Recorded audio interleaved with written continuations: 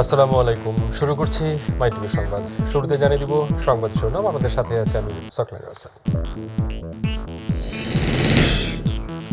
শুধু পদ্মা সেতু নয়, মেট্রো রেল নির্মাণেও বাধা এসেছিল। মন্ত্রী পরিষদ বৈঠকে বললেন প্রধানমন্ত্রী, যাত্রীদের রাষ্ট্রীয় সম্পদ যত্নের সঙ্গে ব্যবহারের আহ্বান। জুলুম করে গণতন্ত্র পুনরুদ্ধারের আন্দোলন দমানো যাবে না বললেন মির্জা ফখরুল। মির্জা আব্বাস সহ 2 নেতার জামিনে কারামুক্তি।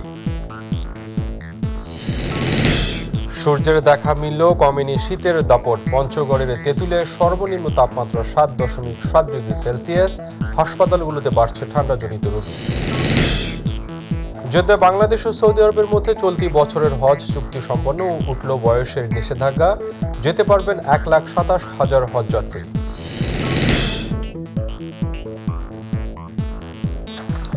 শুনছিলেন শিরোনাম, এবার পুরো খবর। শুধু পদ্মা সেতু নয়, মেট্রো রেল নির্মাণেও বাধা এসেছিল বলে জানিয়েছেন প্রধানমন্ত্রী শেখ হাসিনা। পরিষ্কার পরিচ্ছন্ন রাখতে যত্নের সাথে মেট্রো রেল ব্যবহার করতে ব্যবহারকারীদের প্রতি আহ্বান জানিয়েছেন তিনি। সকালে মন্ত্রী পরিষদ বৈঠকে এসব কথা বলেন প্রধানমন্ত্রী। এ সময় তিনি জানান, মতিঝিল পর্যন্ত নয়, মেট্রো রেল যাবে কমলাপুর পর্যন্ত এবং বিমানবন্দর, রেল স্টেশন ও বিমানবন্দরের সাথে সংযোগ স্থাপনের জন্য আন্ডারপাস করে দেওয়া হবে। সাইদুর রহমান আবিরের রিপোর্ট। প্রধানমন্ত্রী কার্যালয়ে অনুষ্ঠিত মন্ত্রিপরিষদ বৈঠকে অংশ নিয়ে সভাপতিত্ব করেন প্রধানমন্ত্রী শেখ হাসিনা। বৈঠকের শুরুতে স্বাগত বক্তব্যে মেট্রো রেল ব্যবহারকারীদের জন্য বিভিন্ন পরামর্শ দেন তিনি। প্রত্যেকটা কাজে একটা বাধা দেওয়া, এটা হলো কিছু মানুষের চরিত্র। মেট্রো রেলের কথাটা এই জন্য বললাম যে পদ্মা সেতু করতে যেয়ে শুধু চ্যালেঞ্জে পড়িনি, এখানেও চ্যালেঞ্জে পড়েছিলাম। মেট্রো রেলের যারা চলছে তারা যেন মেট্রো রেলের নিয়ম কানুনগুলো একটু মেনে চলে, পরিষ্কার পরিচ্ছন্নতা যেন থাকে, এখানে সেখানে হাবিজাবি কোথাও যেন ছুঁড়ে না ফেলে, ময়লা ফেলার জায়গায় যেন ময়লা ফেলে, পরিষ্কার পরিচ্ছন্ন রাখা। এবং সেই সাথে সাথে আমি মনে করি যে এটাকে সকলেরই ব্যবহার করা, যেহেতু এটা খুব আধুনিক প্রযুক্তি সম্পন্ন, ব্যবহার করার ক্ষেত্রেও সবাইকে একটু সতর্ক হতে হবে।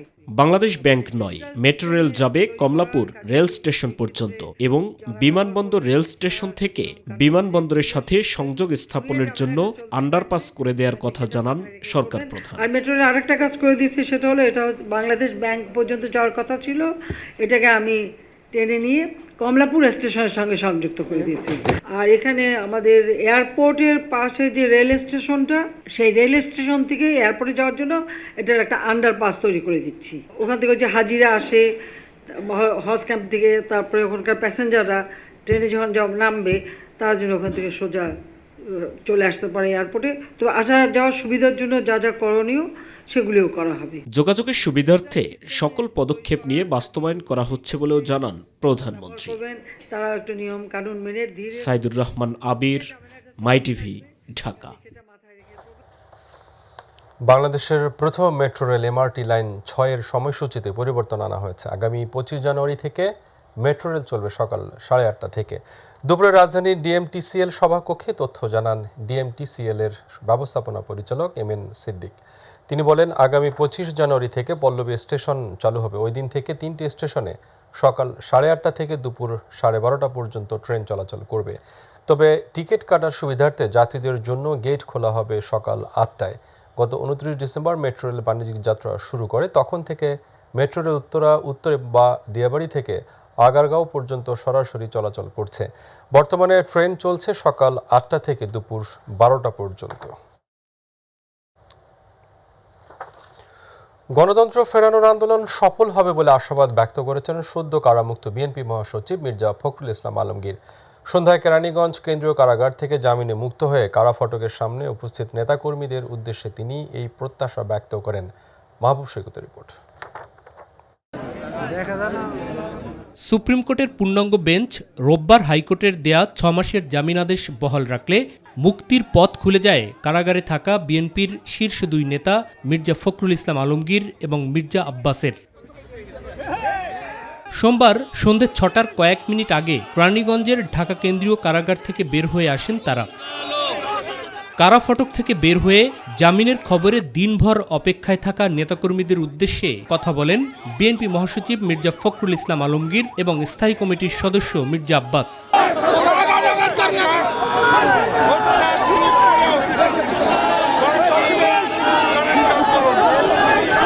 সেই আন্দোলনকে দমানো যাবে না। হাজার ছেলে রয়ে গেছে। এই ছেলেদের দুর্দশা আপনাদের আমি বর্ণনা করতে পারবো না। এই ছেলেরা কি অবস্থায় আছে এক আল্লাহ জানে, মাবুদ জানে, আর আমরা দেখে এসেছি। এরপর নয়াপল্টনের কেন্দ্রীয় কার্যালয়ে আসেন দুই নেতা। গণতান্ত্রিক আন্দোলনকে আরও বেগবান করার কথা জানান মির্জা ফখরুল ইসলাম আলমগীর। হত্যা করে নির্যাতন করে আমাদেরকে দমন করতে পারবে না। এই দেশের মানুষ জেগে উঠেছে। এই স্বৈরাচারী সরকার, ফ্যাসিবাদী সরকার, এখন রাজনৈতিক সরকারকে আমরা পরাজিত করবো ইনশাআল্লাহ। গেল ৮ ডিসেম্বর উত্তরার বাসা থেকে মির্জা ফখরুল ইসলাম আলমগীর এবং শাহজাহানপুরের বাসা থেকে মির্জা আব্বাসকে আটক করে গোয়েন্দা দপ্তরে নিয়ে যায় পুলিশ। পরদিন নাশকতার একটি মামলায় তাদেরকে গ্রেফতার দেখিয়ে আদালতের মাধ্যমে পাঠানো হয় কারাগারে। মাহবুব সৈকত, মাই টিভি, ঢাকা। তত্ত্বাবধায়ক সরকার পুনঃপ্রতিষ্ঠা, সরকারের পদত্যাগ সহ বিভিন্ন দাবিতে 11 জানুয়ারি রাজধানীতে গণ অবস্থান সফল করতে বিএনপির লিয়াজু কমিটির সাথে বৈঠক করেছে 12 দলীয় জোট।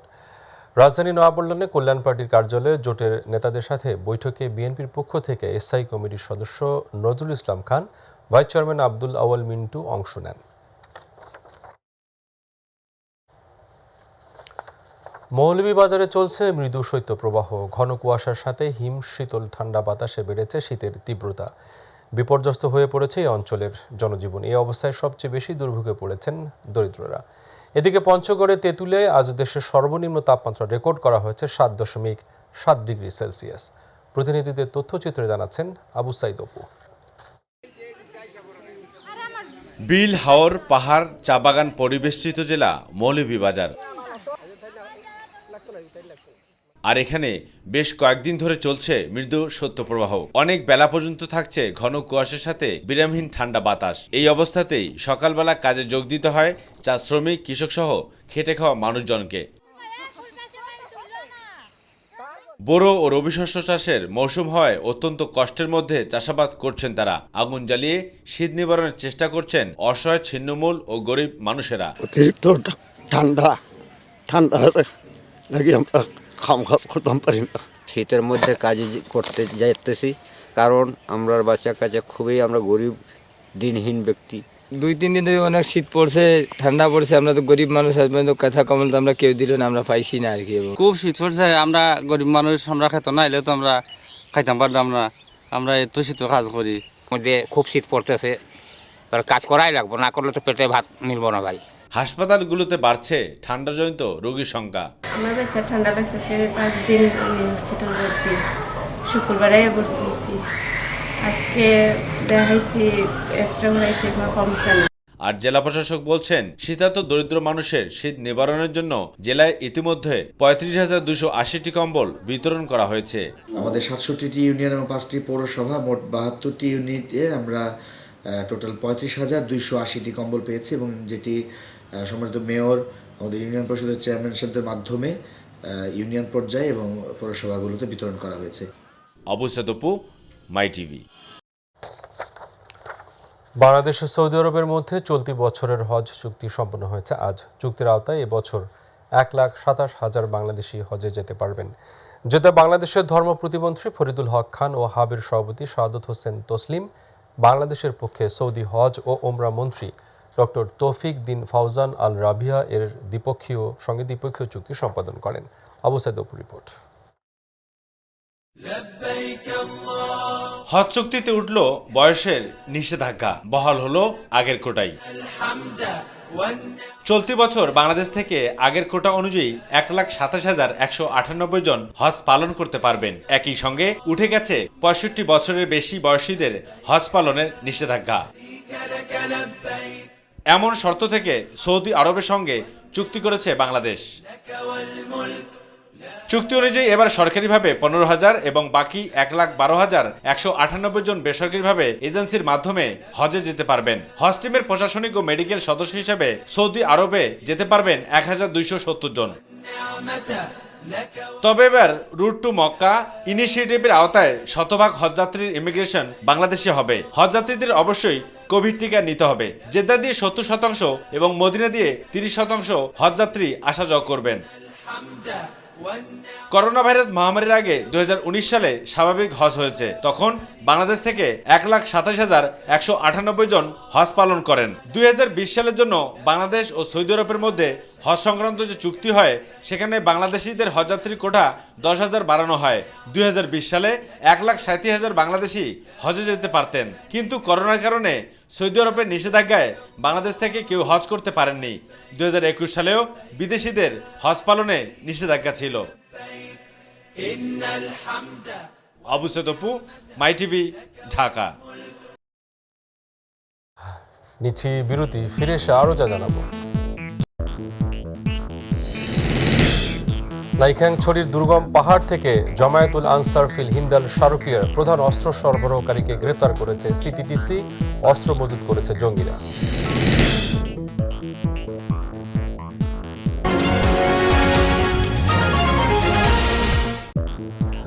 আবার স্বাগত, আপনারা দেখছেন মাই টিভি সংবাদ।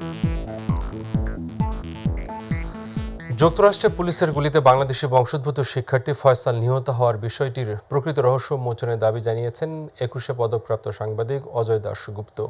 এ সময় তিনি এটিকে বিচার বহির্ভূত হত্যাকাণ্ড হিসেবে উল্লেখ করে এর নিন্দা জানান। সকালে পররাষ্ট্র মন্ত্রণালয়ের সামনে সচেতন নাগরিক সমাজ আয়োজিত মানববন্ধনে অংশ নিয়ে এসব কথা বলেন তিনি। এ সময় বক্তারা যুক্তরাষ্ট্রের মানবাধিকার পরিস্থিতি নিয়ে উদ্বেগ প্রকাশ করেন এবং মানবাধিকার লঙ্ঘন ও বিচার বহির্ভূত হত্যাকাণ্ডের বিচার দাবি করেন।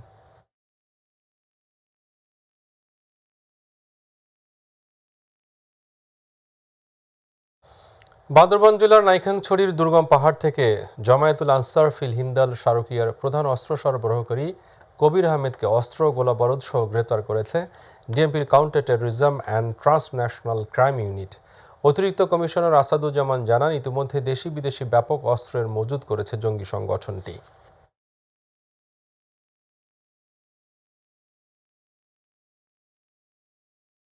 তাদের কাছে প্রাপ্ত তথ্যের ভিত্তিতে আমরা জানতে পেরেছিলাম যে এই শারকিয়া তাদের সদস্যদের যে সশস্ত্র প্রশিক্ষণের জন্য প্রস্তুত করেছিল এবং তারা আগামী দিনের জিহাদ করার জন্য তারা নিজেদেরকে প্রস্তুত করতেছিল এবং তারা ইতিমধ্যেই বেশ কিছু অস্ত্রশস্ত্র সংগ্রহ করেছে। ঢাকা ওয়াসার ব্যবস্থাপনা পরিচালক প্রকৌশলী তাকসিম এ খানের যুক্তরাষ্ট্রে 14টি বাড়ি কেনার বিষয়ে দুর্নীতি দমন কমিশনে দাখিল করা 2টি অভিযোগের অনুসন্ধানের অগ্রগতি জানতে চেয়েছেন হাইকোর্ট। দুদককে 15 দিনের মধ্যে এই বিষয়ে জানাতে বলেছে আদালত। সোমবার এ বিষয়ে গণমাধ্যমে প্রকাশিত প্রতিবেদন নজরে নিয়ে বিচারপতি মোহাম্মদ নজরুল ইসলাম তালুকদার ও বিচারপতি খিজির হায়াতের হাইকোর্ট বেঞ্চ মৌখিকভাবে এ আদেশ দেন।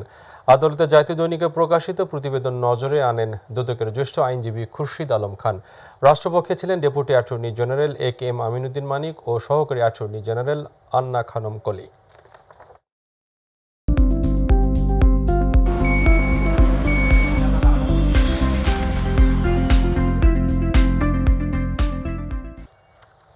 আমিরাতের আল আইনে বাংলাদেশ ছাত্রলীগের 75তম প্রতিষ্ঠাবার্ষিকী উদযাপন করেছে আল আইন শাখা ছাত্রলীগ। আল আইন ছাত্রলীগের সভাপতি মঈনুল ইসলাম হুমায়ুনের সভাপতিত্বে ও আবুধাবি ছাত্রলীগের সাধারণ সম্পাদক SA বিল্লালের সঞ্চালনায় প্রধান অতিথি ছিলেন আল আইন আওয়ামী লীগ সাধারণ সম্পাদক মুহিবুর রহমান মুহিব। প্রধান বক্তা হিসেবে উপস্থিত ছিলেন আল আইন বঙ্গবন্ধু পরিষদ কেন্দ্রীয় কমিটির যুগ্ম সাধারণ সম্পাদক শামসুল করিম জাহাঙ্গীর। বিশেষ অতিথি ছিলেন সংযুক্ত আরব আমিরাতের ছাত্রলীগের প্রতিষ্ঠাকালীন সাধারণ সম্পাদক দেলার হোসেন খান সহ আরও অনেকে। জানিয়ে দিব আন্তর্জাতিক সংবাদ।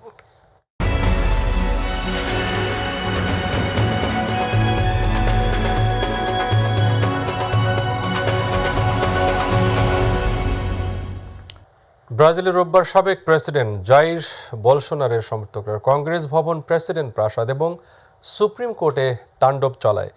এ মুহূর্তে থমথমে পরিস্থিতি বিরাজ করছে দেশটিতে। সামাজিক যোগাযোগ মাধ্যমে ছড়িয়ে পড়া ভিডিওতে দেখা যায় বলসোনারের সমর্থকরা কংগ্রেস ভবন, সুপ্রিম কোর্টের জানালা ও চেয়ার ভেঙে তছনছ করছে। প্রেসিডেন্ট প্রাসাদে ঢুকে পড়ে তারা। হামলাকারীরা জাতীয় প্রতীক সবুজ ও হলুদ রঙের কাপড় পরে হামলা চালায়। বিক্ষোভকারীদের হঠাতে দেশটির নিরাপত্তা বাহিনী টিয়ার গ্যাস নিক্ষেপ করে। এমন পরিস্থিতিতে বর্তমান প্রেসিডেন্ট লুলা ডা সিলভা দেশটির ফেডারেল বাহিনীকে রাজধানী নিরাপত্তা রক্ষার দায়িত্ব দিয়েছেন। এ পর্যন্ত 400 বিক্ষোভকারীকে গ্রেপ্তার করেছে পুলিশ।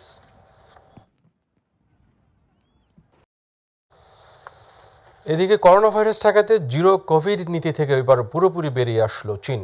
কোভিড মহামারীর শুরু থেকে 3 বছর পর ভ্রমণকারীদের জন্য কোয়ারেন্টিনের নিয়ম তুলে দিয়ে সীমান্ত খুলে দিয়েছে চীন। রোববার থেকে দেশটিতে ভ্রমণকারীদের জন্য বাধ্যতামূলক কোয়ারেন্টিনের প্রয়োজনীয়তার ইতি টানে চীন। বিমানবন্দরে আসার পর যাত্রীদের করোনা পরীক্ষাও করতে হয়নি। দেশের রাষ্ট্রীয় টেলিভিশন CGTN জানিয়েছে, নতুন নিয়মের অধীনে আসা প্রথম দফার যাত্রীরা রোববার মধ্যরাতের পর গুয়াংজু এবং সেনজেনের বিমানবন্দরে অবতরণের পর কোনো সমস্যা ছাড়াই বন্দর ত্যাগ করেন। আর্থিক অনিয়মের অভিযোগে বাংলাদেশ ফুটবল ফেডারেশনের 4 কর্মকর্তাকে ফিফার চিঠির বিষয়ে কিছুই জানায়নি বাফুফে সভাপতি কাজী সালাউদ্দিন। সংবাদ সম্মেলন করে বিষয়টি নিশ্চিত করেন তিনি। যদিও ঘটনা সত্য মিথ্যা কিংবা এ বিষয়ে কোনো সদুত্তর দেননি বাফুফে সভাপতি। উল্টো গণমাধ্যমের প্রতি সঠিক তথ্য প্রকাশের দাবি জানান তিনি। SM Arif report.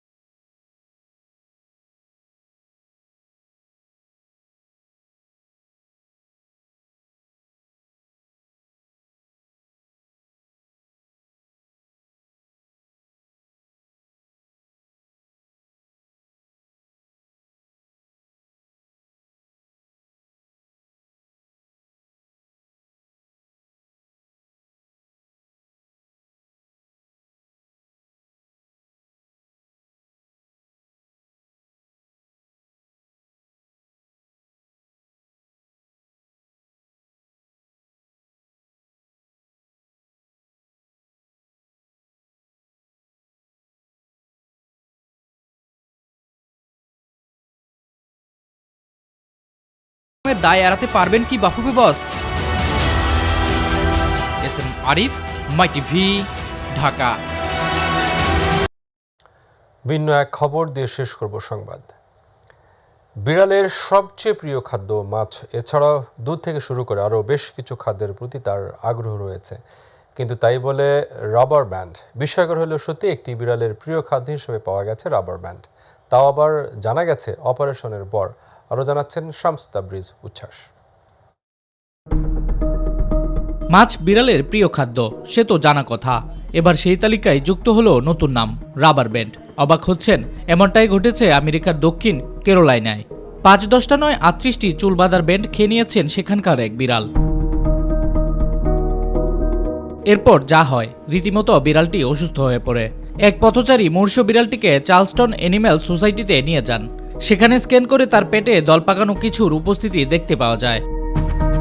পশু হাসপাতালের চিকিৎসক জানিয়েছে, এমন ঘটনা তিনি তার কর্মজীবনে দেখেননি। বিড়ালটির পেটের ভেতর থেকে চুলবাঁধার এক গুচ্ছ রাবার ব্যান্ড উদ্ধার করা হয়। সব মিলিয়ে 38টি চুলবাঁধার ব্যান্ড পাওয়া যায় বিড়ালটির পেটে। ব্যান্ডগুলি নরম বলে বিড়ালটির খাদ্যনালীতে কোনো ক্ষতি তৈরি না হলেও এতদিন সেগুলো পেটে থাকায় বিষক্রিয়া দেখা দিয়েছে, যার প্রভাব পড়েছে বিড়ালটির যকৃতিতেও। বিড়ালটির লিভার যাতে সুস্থ করা যায়, এখন সেই চেষ্টাই করছেন চিকিৎসকরা। শামস তাবরিজ উচ্ছ্বাস, মাই টিভি। সংবাদের শেষ প্রান্তে আমরা যাবার আগে আরও একবার জানিয়ে দিচ্ছি শিরোনামগুলো। শুধু পদ্মা সেতু নয়, মেট্রো রেল নির্মাণেও বাধায় এসেছিল মন্ত্রী পরিষদ বৈঠকে, বললেন প্রধানমন্ত্রী। যাত্রীদের রাষ্ট্রীয় সম্পদ যত্নের সঙ্গে ব্যবহারের আহ্বান। জুলুম করে গণতন্ত্র পুনরুদ্ধারের আন্দোলন দমানো যাবে না, বললেন মির্জা ফখরুল। মির্জা আব্বাস সহ 2 নেতার জামিনে কারামুক্তি। সূর্যের দেখা মিললেও কমেনি শীতের দাপট। পঞ্চগড়ের তেঁতুলিয়ায় সর্বনিম্ন তাপমাত্রা 7.7 ডিগ্রি সেলসিয়াস। হাসপাতালগুলোতে বাড়ছে ঠান্ডাজনিত রোগ। যাতে বাংলাদেশ ও সৌদি আরবের মধ্যে চলতি বছরের হজ চুক্তি সম্পন্ন উঠল বয়সের নিষেধাজ্ঞা, যেতে পারবেন 1,27,000 হজযাত্রী।